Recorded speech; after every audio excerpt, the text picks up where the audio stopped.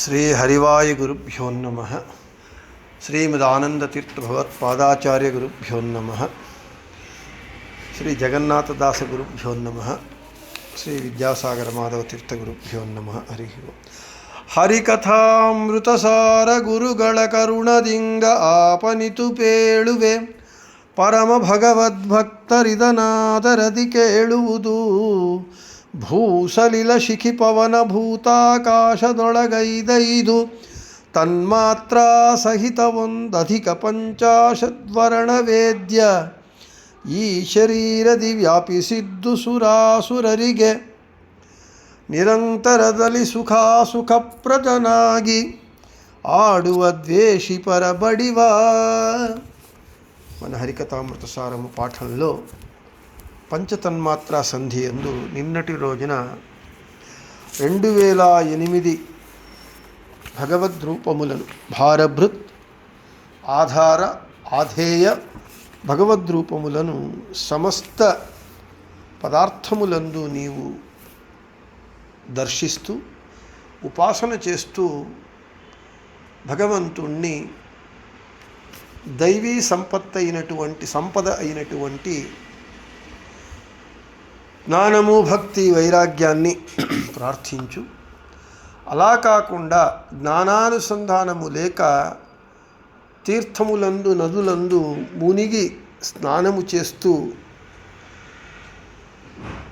సద్గురువులైనటువంటి మధ్వాచార్యుల వారు తర్వాత ఆ పరంపరలో వచ్చినటువంటి గురువుల ఉపదేశము లేక తపస్సు చేస్తున్నానని మండు టెండలో జపమాలను వేళ్లతో లెక్కించటం అనేటటువంటిది కేవలము శ్రమ అవుతుంది, కానీ దాని వలన ఏమీ ప్రయోజనము లేదు అని చెప్పుకున్నాం. ఈరోజు 15వ పద్యం. మనము ఎన్నోసార్లు చెప్పుకున్నట్లుగా 4 దేహాలు ఉన్నాయి. ఒకటి స్వరూపదేహము, అది ఆత్మ అనండి మీరు. స్వరూపదేహము, దానిపైన లింగదేహము, దానిపైన అనిరుద్ధ దేహము, దానిపైన స్థూలదేహము.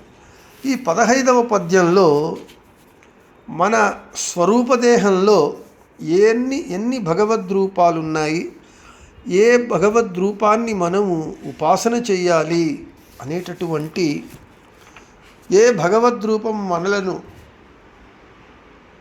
అనుక్షణము రక్షిస్తూ ఉంటుంది అనేటటువంటి విషయాన్ని చెబుతున్నారు.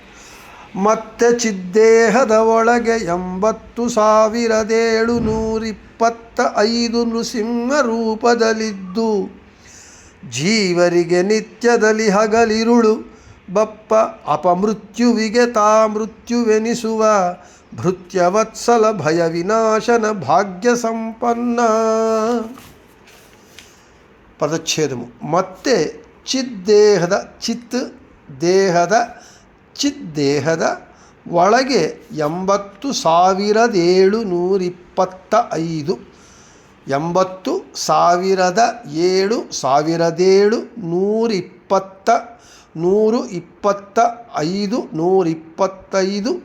ನೃಸಿಂಹ ರೂಪದಲ್ಲಿದ್ದು ಜೀವರಿಗೆ ನಿತ್ಯದಲ್ಲಿ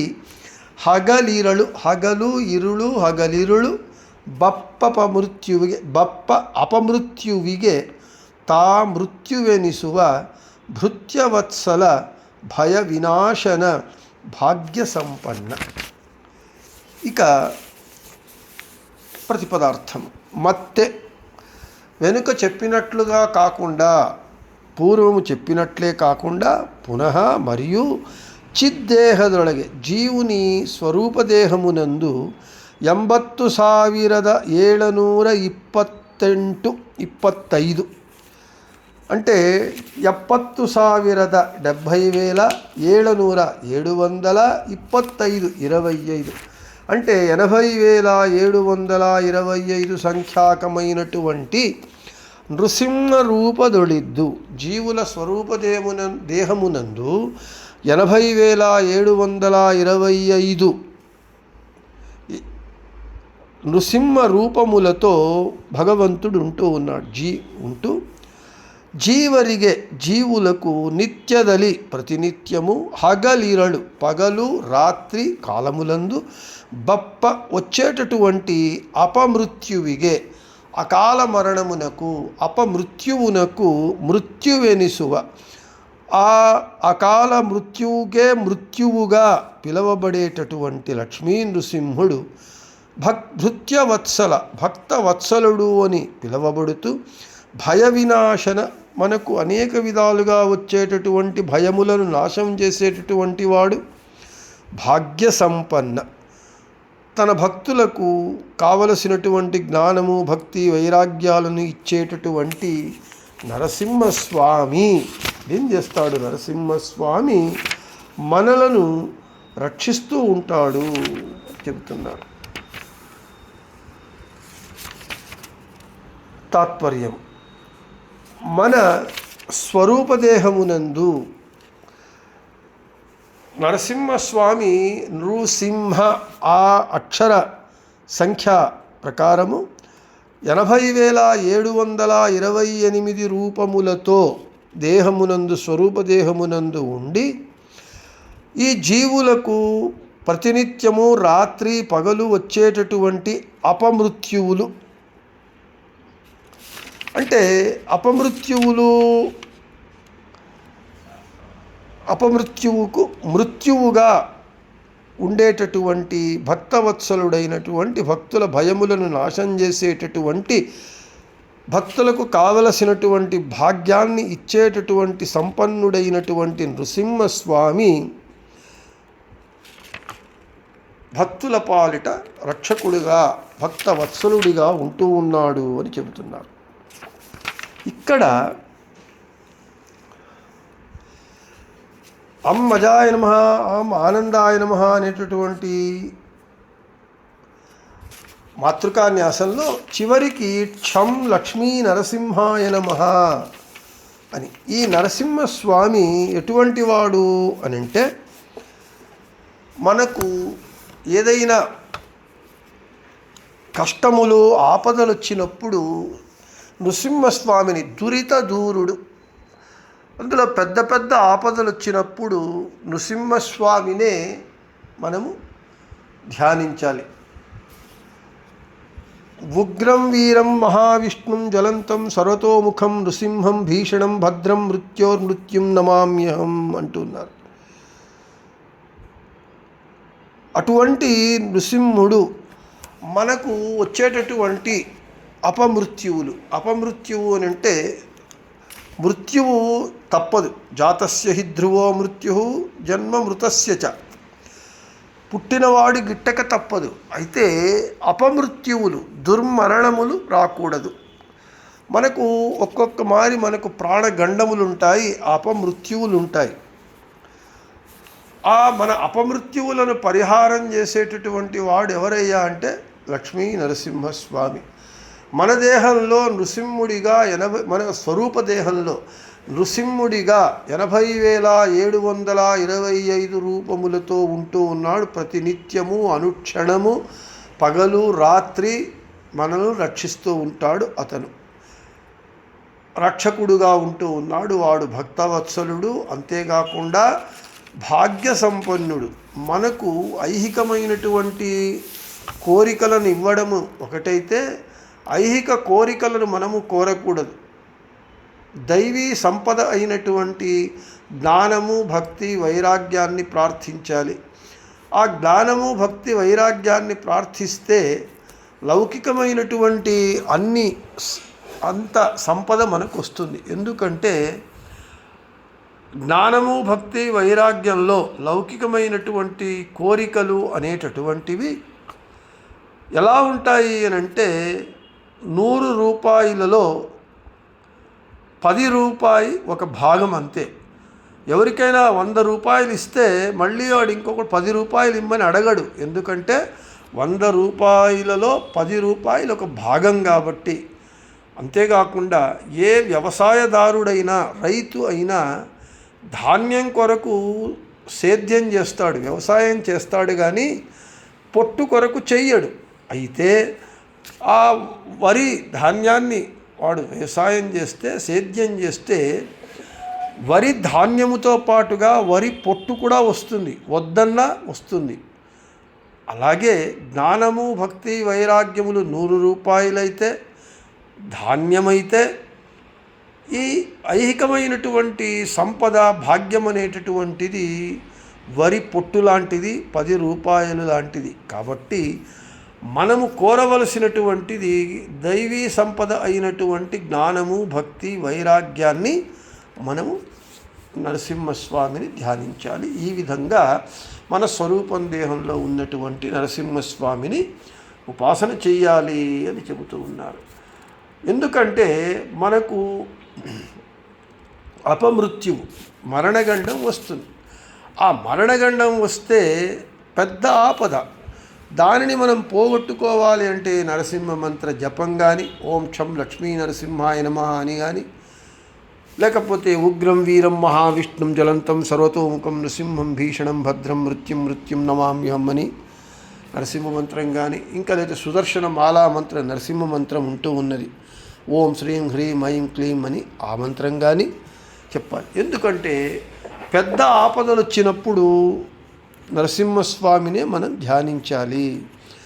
ఈ తత్వ రహస్యము ఆచార్యుల వారు సర్వమూల గ్రంథాలలో, ప్రకరణ గ్రంథములలో ఖండన త్రయంలో ఒకటైనటువంటి మాయావాద ఖండన గ్రంథాన్ని ప్రారంభిస్తూ మంగళాచరణ శ్లోకంలో మధ్వాచార్యుల వారు నరసింహో అఖిలాజ్ఞాన మతధ్వాంత దివాకర జయత్యమిత సజ్ఞాన సుఖశక్తి పయోనిధి అంటూ ఉన్నారు. అంటే నరసింహస్వామిని ప్రార్థిస్తూ ఉన్నారు. ఈ గ్రంథము నిర్విఘ్నంగా పరిసమాప్తి అగుగా కానీ మధ్వాచార్యుల వారు వాయుదేవుల వారి అవతారము, వారికి విఘ్నాలు లేకపోయినా ఎందుకయ్యా ఇష్టదైవాన్ని మంగళాచరణ శ్లోకంలో ప్రార్థిస్తున్నారు అని అంటే తమ శిష్యులకు శిక్షణ ఇవ్వడానికి, శిక్షణార్థము నాకు విఘ్నాలు లేవు, అయితే మీకు విఘ్నాలు ఉంటాయి, మంగళాచరణ శ్లోకంలో మీరు దీనిని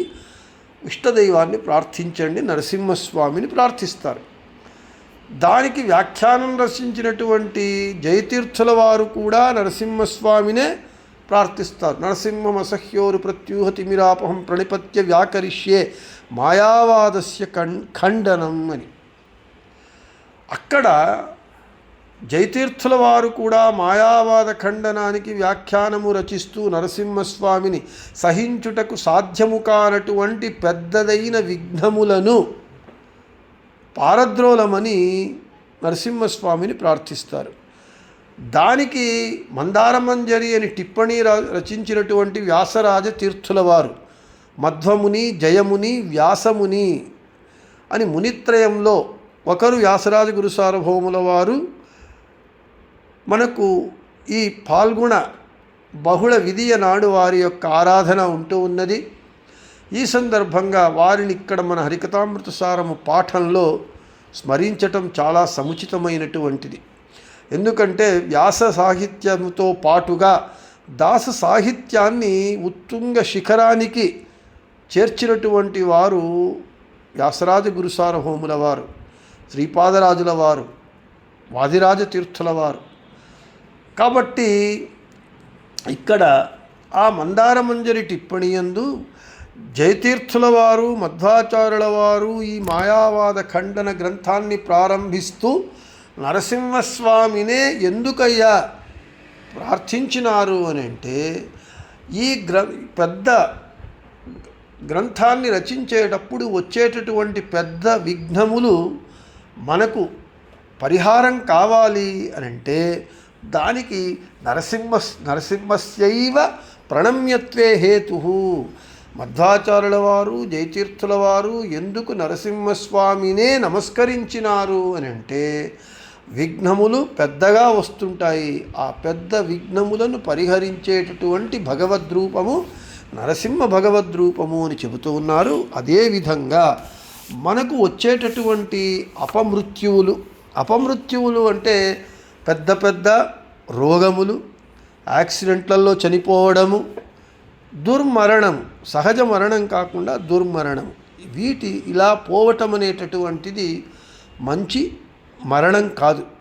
కాబట్టి మనకు వచ్చేటటువంటి అపమృత్యువులకు మృత్యువుగా ఉండేటటువంటి మృత్యువుకే మృత్యు, అందుకే మృత్యోర్మృత్యుం నమామ్యహం అని చెప్తున్నారు.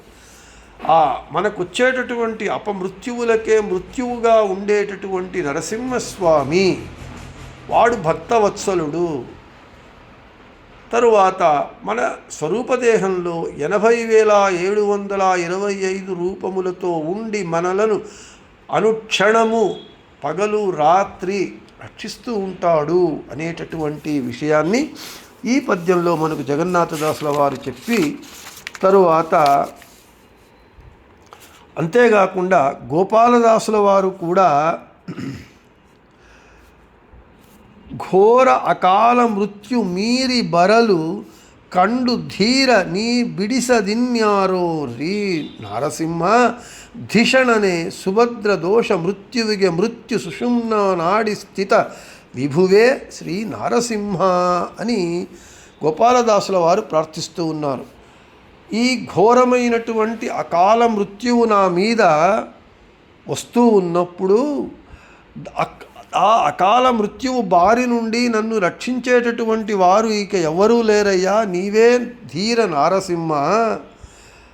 ఈ మృత్యువుకే మృత్యువైనటువంటి హే నారసింహ, నీవు నా యందున్నటువంటి సుషుమ్న నాడి యందున్నటువంటి ప్రభువైనటువంటి శ్రీ నారసింహ అని చెబుతూ ఉన్నారు. అదే విషయాన్ని వారి గోపాలదాసుల వారి శిష్యులైనటువంటి జగన్నాథదాసుల వారు అదే విషయాన్ని 15వ పద్యంలో చెబుతున్నారు అని చెబుతూ, ఇక 16వ పద్యంలో జ్వరనుళ27 ಹರನೊಳಗಿರುವನಿಪ್ಪತ್ತೆಂಟು ರೂಪದಿ 2008 ಜ್ವರ ಹರಾಹ್ವಯ ನಾರಸಿಂಹನ ಸ್ಮರಣೆ ಮಾತ್ರದಿ ದುರಿತ ರಾಶಿಗಳಿರದೆ ಪೋಪವು ತರಣಿ ಬಿಂಬವ ಕಂಡು హిమదంతే అని ఇంకా ఆ నరసింహస్వామి యొక్క ఉపాసన ఎలా చేయాలి అనేటువంటి విషయాన్ని 16వ పద్యంలో కూడా చెబుతూ ఉన్నారు. దానిని రేపు చెప్పుకుందామని చెబుతూ